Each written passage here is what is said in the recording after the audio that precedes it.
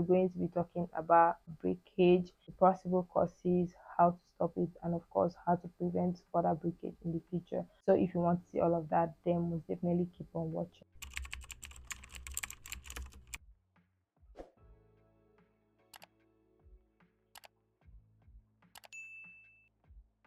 Hi, Laos, welcome back to my channel. It's Diane here, and if you see me for the first time, girl, where have you been?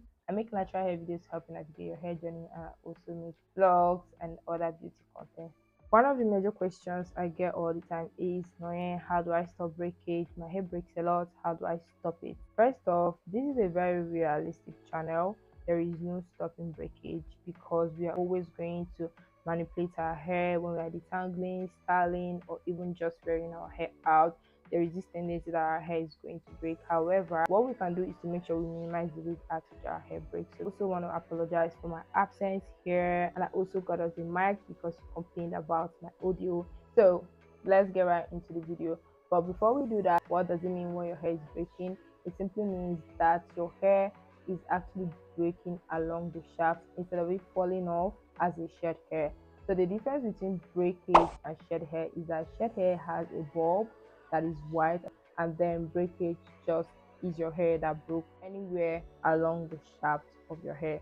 So that is what it means when your hair is breaking, because some people always mistake shed hair as breakage under normal circumstances. That is when you are not sick, or your diet or something is actually wrong internally that will make you to shed more hair. But an average human being sheds about 100 hair a day, so that is completely normal. When you see shed hair during your wash day, you can do a lot of things to minimize it, but we're not going to be focusing on that. That breakage is one of the major reasons we are not able to retain length, because our hair is constantly growing, but due to breakage we are not able to retain the length. There are four major causes of breakage, and we're going to be discussing them. This includes physical manipulation, dryness, moisture or protein overload, and then product related type of breakage. Let's get into them. Going for the major cause of breakage, which is physical manipulation. I always have this mantra that works for me: the more you touch your hair, the more prone to breakage. Please, I said it in my previous video of how I do my hair. You should definitely check out that video if you've not checked it out. So the more we touch our hair, whether we're styling it, whether we are detangling it, whether we're doing anything at all to the hair, the more prone it is to breakage. But then our hair is also different. If you have fine thin strands, your hair is more prone to breakage than someone that has thick coarse strands. I'm not saying high density, I'm saying fine strands. That means that your strands are really skinny, it doesn't have lots of keratin, so it's very prone to breakage compared to someone that has lots of keratin in their individual hair strands. So when you have fine strands and you manipulate your hair as much as someone with thick strands, you're going to break your hair more because their hair is more resilient to breakage compared to yours. So that is also a major cause of breakage that we need to put into consideration. Another major form of breakage while manipulating our hair is detangling. I feel like most times when we complain about breakage is during the detangling time. If you're not detangling your hair properly, which is starting from the ends of your hair using a detangler. I always sing this like music in my songs: never detangle your hair with just water. It is not enough. If you want to give your hair a very high chance of not breaking at all, then you want to actually use something with sleep, like aloe vera gel at least, conditioners, which are very easy to get by. You could get like $4 conditioner that has a very good sleep, and you just use it to detangle your hair. So never ever detangle your hair without a sleep agent. Then you want to start at the ends of your hair using your fingers to unknot all the knots that you have there before you actually go in with a detangling brush. Now detangling brushes can make or mar your hair. If they are not your thing and finger detangling works for you, then stick to it. But if you want to use a brush because it works for you, then you should actually go ahead and use the brush. Disregard any person telling you that, oh, detangling brushes break more hair than finger detangling. Just do whatever works for your hair, honestly. Another thing that I've noticed that works for me as someone that has fine hair is not spraying lots of water or making my hair soaking wet when I'm detangling. Just a little bit of water, getting my hair damp, and then using the detangler works better, and my hair doesn't break as often because I notice that the water kind of weighs my hair down compared to when I just have it damp and then the products detangle my hair. So you might want to consider that when you're detangling your hair. Culprit under this category is wrong hairstyles. For example, if you're always wearing wash and goes, your hair is going to break more. than the person that wears shoes often, because your ends are exposed, your hair is in its shrunken state. Before it's going to tangle up more, it's going to just get more fragile. So if you're trying to limit breakage when it comes to your natural hair, you want to make sure that your hair and especially your ends are really protected. For example, you could do wash and go once a month, but not something you could do every day, especially if you don't know how to protect your hair while using wash and go, and then you just sleep without your bonnet, that your satin pillow. Of course your hair is going to match up, especially at the back. And I noticed that we natural sisters have zero patience when it comes to the back and the center of our hair, because our hands start paining at that moment. So you have to be very, very careful. The fifth one in this category is the breakage that we get on wash days. So basically, when you wash your hair just like that, the whole washing movement can easily lead to your hair even tangling more. So it's best to wash the hair in twists or at least sections. I always wash my hair in twists. I've been doing that for over 2 years now, going to 3 years actually. And then just few times I wash my hair in sections when I'm doing like a clay detox or just don't want to wash my hair in twists. Another technique that I use is when trying to get my hair wet during the time I'm not washing in sections. I always try to run the shower towards the end of my hair first to reduce the shrinkage as to when you run it from your roots. So you just kind of use the water to stretch it out and then go towards your roots. Make sure you saturate your hair properly. Then you want to wash from the roots. You might as well hold the hair like this and then wash the roots and just kind of use the shampoo to run it down. Also, don't try to detangle your hair using shampoos, because some of the shampoos don't have sleep, and in as much as it might be aesthetically pleasing to watch it on YouTube or Instagram, it might not be the same for your hair, and that will increase your chances of breakage. So you can take out shampoos for detangling your hair when you have also previously detangled. Detangling before washing the hair also helps to reduce breakage during wash days. For example, I love to detangle before I wash my hair because it just helps to make the whole washing process very, very easy. I just go in with my aloe vera gel or pre-poo or a conditioner, anyone that I feel like using on that particular wash day.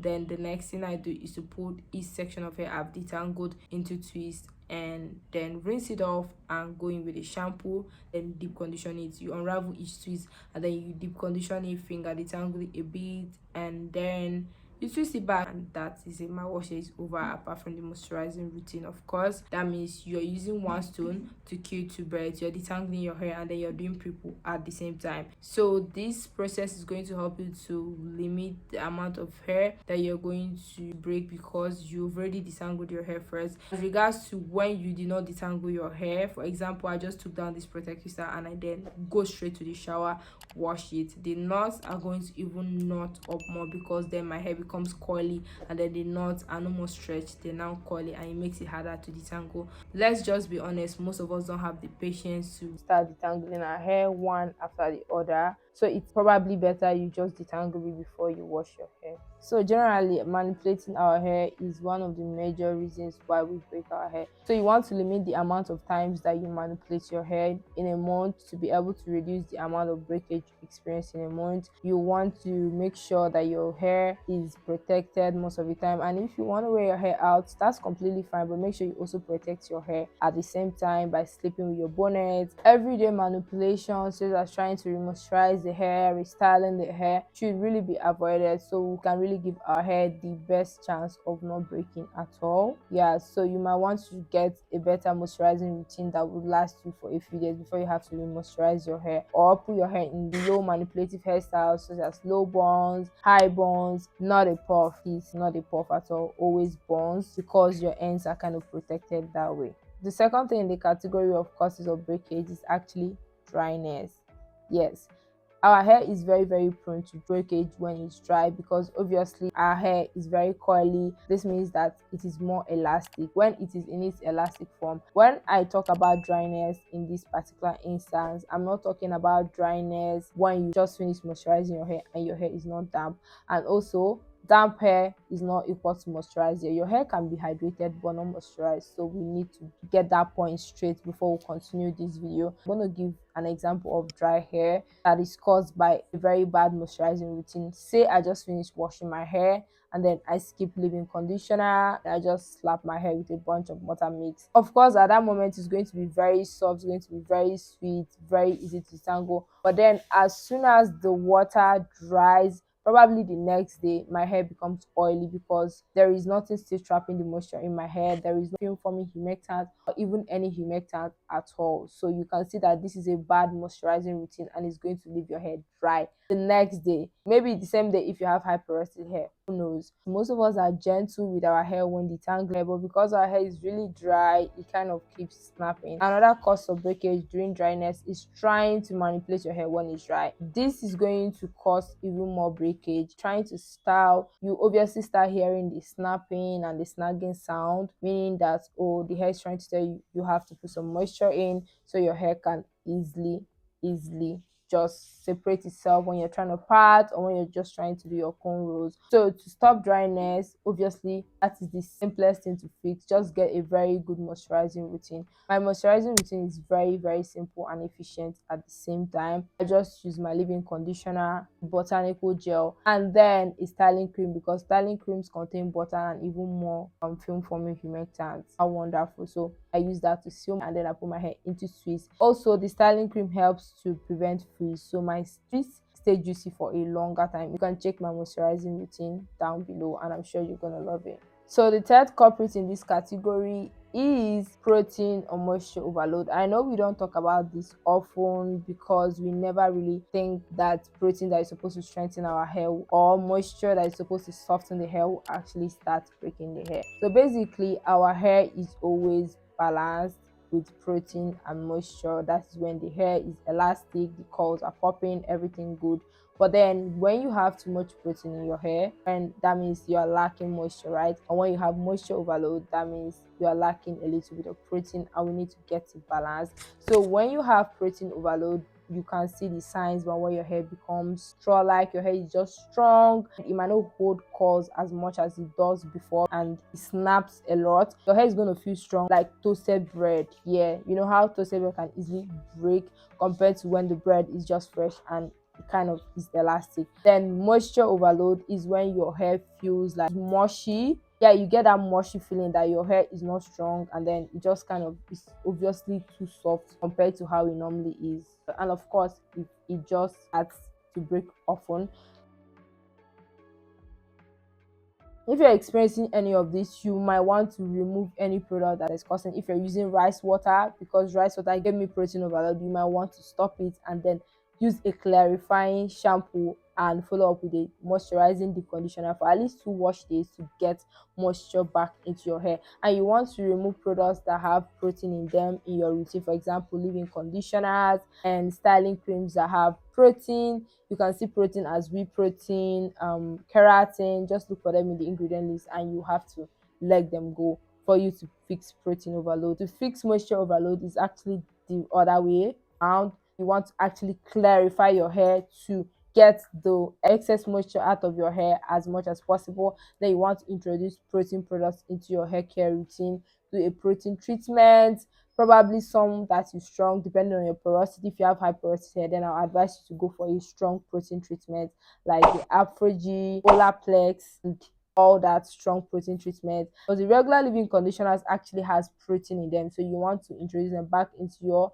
hair regimen and probably 1 or 2 wash days in 1 month and then see how the breakage is going to reduce. So if you do this correctly, your hair is going to stop breaking as much as it was breaking before. Also, when you try to strengthen your hair all the time, it is going to lead to protein overload when you're using leave-in conditioners that have protein, or you have protein sensitive hair, which is actually very much debatable. But then if you already have like thick strands that has lots of keratin in them, meaning that the protein content of your strand is high, and then you keep using lots of protein treatment trying to strengthen the hair that is already strong, you will get protein overload very quickly. So it's very important to know the right information about your hair, know the right information about the product and the techniques and the routine that you're using so you can reduce breakage on your own. So the last category we have here is breakage caused by products. So in this category, there are products like harmful products, chemical processing such as dyes.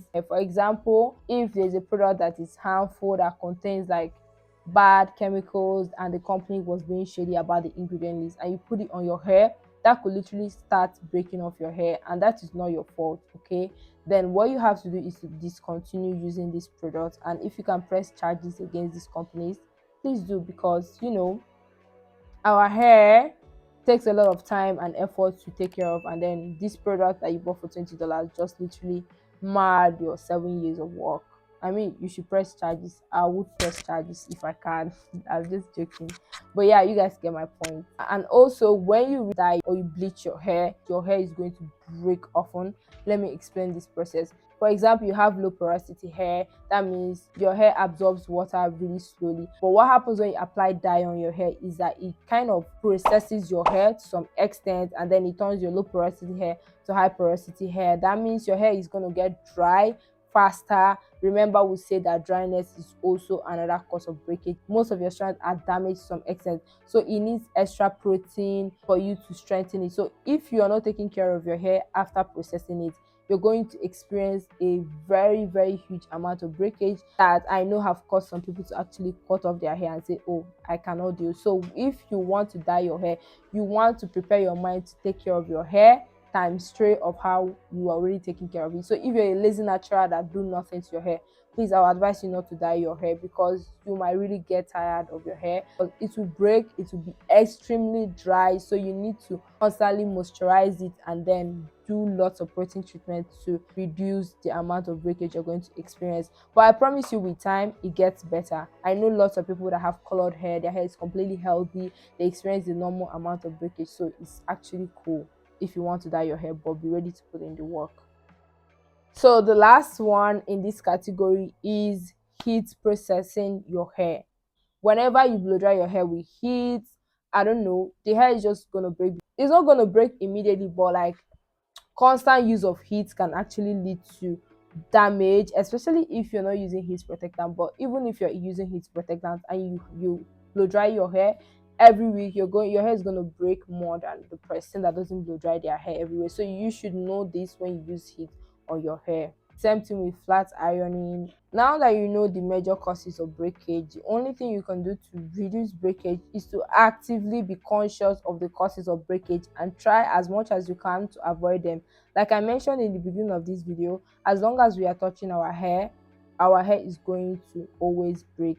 But the rate at which we break is completely dependent on us, the technique we use, the products we use, the people we allow to touch our hair. Because if you're going to a bad stylist, the person is going to constantly keep breaking your hair, no matter if you follow all these tips and then you allow someone else that doesn't have a good knowledge of natural hair to handle your hair is constantly going to be breaking, and breakage is damage to the hair to some extent. To summarize this video in a nutshell, if you want to reduce breakage in your natural hair, that means you need to protect your hair as much as possible. Use your deep conditioners to strengthen your hair, because when we are manipulating our hair, one thing that happens that we are not aware of is that we are causing little amounts of breakage to the hair. So deep conditioning the hair regularly after washing your hair helps to repair those damages, especially if you're using balancing deep conditioners. That means that particular deep conditioner contains protein and it contains moisturizing ingredients. So make sure you always do that every time you wash your hair,